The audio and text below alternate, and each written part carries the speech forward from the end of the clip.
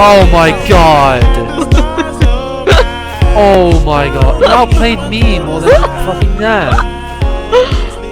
Jesus Christ. Hello and welcome everyone, my name is the Casual Bear and this is Esports Weekly, the YouTube series where we go over all things high-res esports that have happened in the previous week. So the games we will be covering here will be Smite and Paladins. However, since neither season has started and Paladins is still in beta, what I decided to do instead was to give you a brief introduction to the esports scene behind both games, what teams to look out for, and generally how the format of the esports year is run throughout the course of both games. So I'll start off with Smite, since that is by far and away their most popular game, and it's probably it's definitely the one that has the most developed esports scene out of them all. So we have currently just gone into Season 4. And what that means is, I'll start from there, because although it has got a long history, and I'll link some descriptions down below of some of the best tournaments that have happened in the past, in my humble opinion, there's really no need to go into all of that depth for this explanation. So for Season 4, let's say you just looked at Smite, you want to know what the esports scene is all about. Well, it all kicks off with something known as the Spring Split Relegations. Now, the Smite esports year is divided up into 3 splits: the Spring Split, the Summer Split, and the Fall Split. At the end of each split, you have something known as the Relegations, which is exactly what it sounds like. It's the same as every other sport. This is where the bottom teams may possibly be knocked out of the Smite Pro League, otherwise known as the SPL, and new challenger teams have their chance to enter into it. Just like football, where second division teams have a chance to move up a league and Premier League teams may move down. So the way that the relegations work is that over the course of 2 weekends, all of the teams looking to make a name for themselves will have a chance to compete over the course of 2 weekends to prove that they have what it takes to play in the big leagues. So what this means is exactly pretty much how it sounds. Over 2 weekends, on Saturday is EU and Sunday is North America. All of the teams that are hoping to get into the SPL will be playing against each other in a round robin tournament where each team plays each other once. I believe it's in a best of 1, and the winners from this phase will go on to phase 2, which will take on the top team from the Challenger Cup last fall. So last year, this is where the top teams from the Challenger Cup. Now the Challenger Cup is like an amateur league. So if you imagine that SPL is your Premier League football, Challenger Cup is more your sort of Sunday League football. So the top teams from the Challenger Cup will take on the winners from the relegations.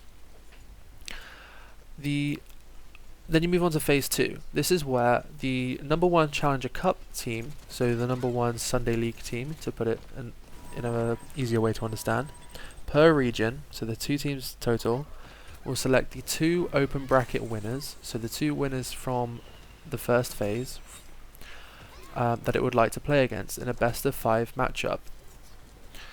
So having done that, the winners will then move on to phase 3. Phase 3 is where the number 7 and 8 team from the Smite Pro League, so this is the Premier League of Smite, so the bottom 2 teams will then pick out of those 2 winners from phase 2 who they want to play, and it's at this point that if they lose, the new team will take their place in the SPL, and if they win, they get to stay in the SPL. So this will happen a total of 3 times per year at the end of each split. So what is a split? A split is essentially a series of weeks where all of the pro teams in the SPL will play against each other, and each victory will net them a certain amount of points. Now, obviously you want to have the most points possible, exactly like any other sport like football. The team with the most points stays at the top of the league and thus avoids relegation. and may also have more favourable seeding, which is starting positions in tournaments, such as being able to take place straight into the semi-finals. But that depends on whether or not they won from the previous year. However, obviously if you're at the top of the league, you're safe. If you're at the bottom of the league, there's a good chance that you may be knocked out by some newcomers. At the end of the year, it all builds up to the Smite World Championship, which is the huge tournament that happens in Atlanta, Georgia. Over $1 million prize pool. It's watched by tens of thousands of people, if not more. This is the big event. This is the big hurrah. This is why you get to say, I am the best in the world at Smite.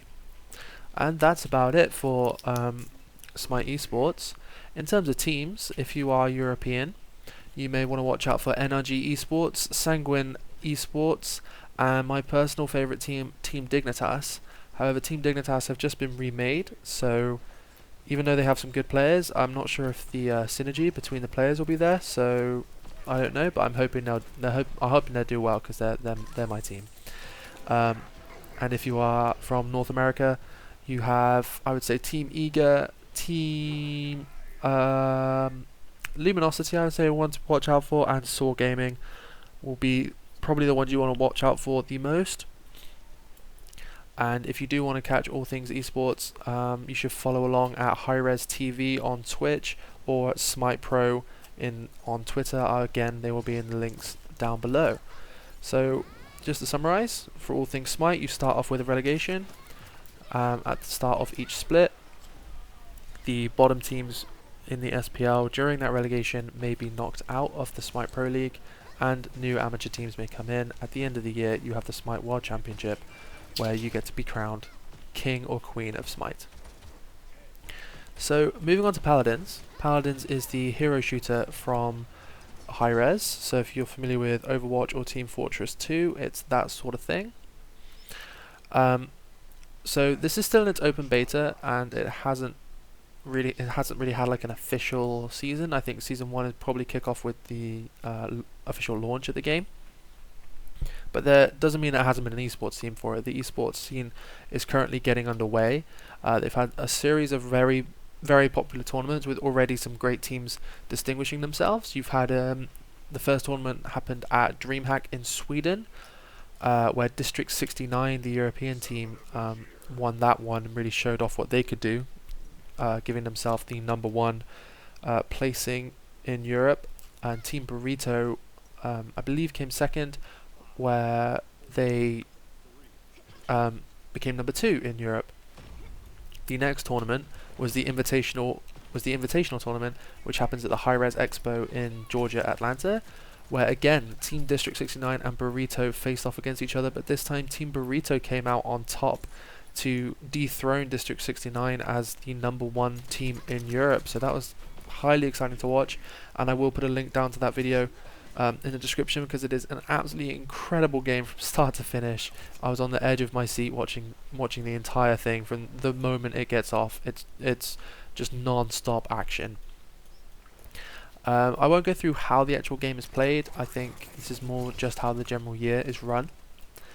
So obviously, because they haven't got a set way of doing things right now, they haven't got a set season in place like the Smite SPL has got. I'll just give you what is currently happening, which is the open bracket qualifiers. And what this is over the course of 4 weeks, starting on February 4th to February 26th. Hopefully you can see the picture up on screen. The teams playing will basically accumulate points per victory, and the top 4 teams are going to qualify into the Spring Radiant qualifiers.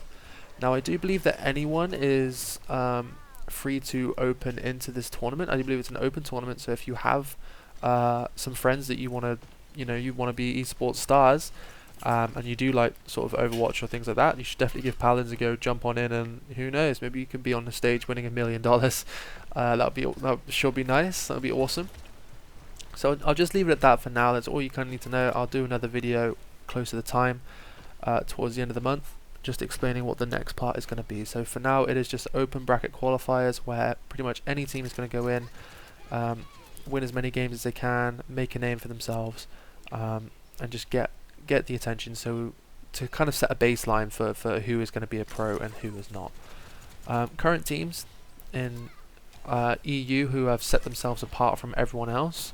Obviously number 1 and 2, as I've mentioned before, Team Burrito and District 69, who currently placed number 1 and 2. And number 3 and 4 are Skit Light and Interlopers, respectively. And for NA, the top team is Xenosea, second team Matchpoint, third team Team AGG, and the fourth team is Astral Authority.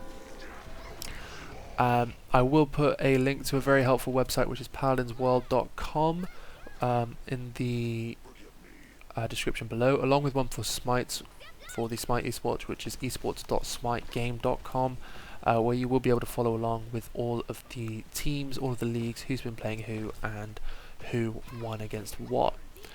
But other than that, that's basically all there is to it. So thank you very much for watching. My name has been the Casual Bear, and you have been awesome.